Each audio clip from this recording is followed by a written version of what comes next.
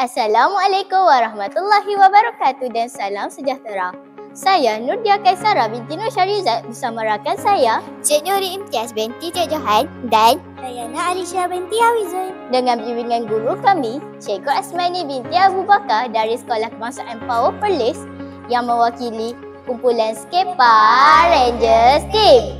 Kami amat berbesar hati untuk mengkongsikan projek inovasi kami Skepa Rangers Eco Power to the Rescue, sebuah aplikasi Android tentang misi Wira menyelamatkan bumi.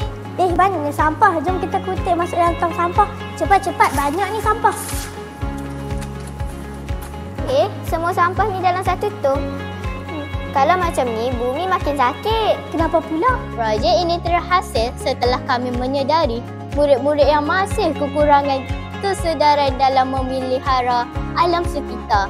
Maka kami telah menjalankan soal selidik dan temu bual bagi mengenal pasti masalah utama di kalangan murid-murid.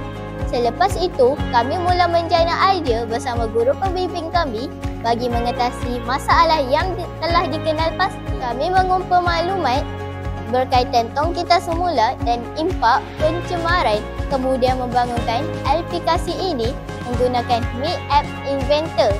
Kami juga telah menjalankan penilaian projek setelah siap untuk tujuan pengubahsuaian dan penambahbaikan. Aplikasi Skepa Rangers Eco Power to the Rescue ada 4 menu utama, iaitu pertama, info yang menyediakan maklumat tentang projek beserta link di website projek ini. Menu kedua, nota yang mengandungi fakta pencemaran alam dan peranan kita untuk menjaga bumi. Permainan jom asingkan juga disediakan untuk mendedahkan murid warna tong kita semula dengan sisa yang betul. Menu ketiga, kuis Wira Bumi yang menguji pengetahuan murid tentang fakta-fakta semasa alam sekitar. Seterusnya, menu game Selamatkan Bumi, game tembak sampah dari jatuh ke bumi. Aplikasi Skepa Ranger Eco Power to the Rescue kami sangat interaktif dan menarik untuk semua golongan, terutamanya murid-murid sekolah. Paparan antara muka yang menarik dan comel, nota dengan fakta yang menarik serta permainan yang sangat menyeronokkan bukan sekadar untuk belajar tapi pengalaman yang sangat menyenangkan. Projek ini sangat berpotensi untuk dikembangkan dan digunakan oleh semua, terutamanya murid sekolah, kerana kesedaran menjaga alam kita perlu disemai dari bangku sekolah lagi.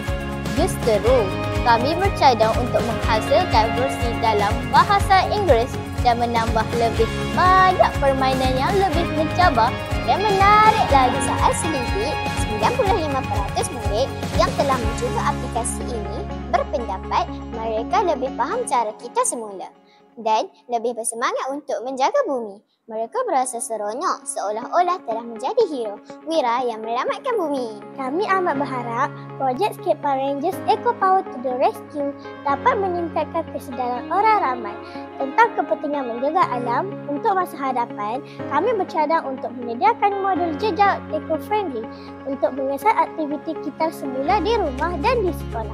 Ingat, bumi kita tanggungjawab kita. Jadilah Wira Bumi sekarang. Kamilah Skepa Rangers Eco Power to the Rescue. Jom jadi Wira Bumi. Sekian, terima kasih.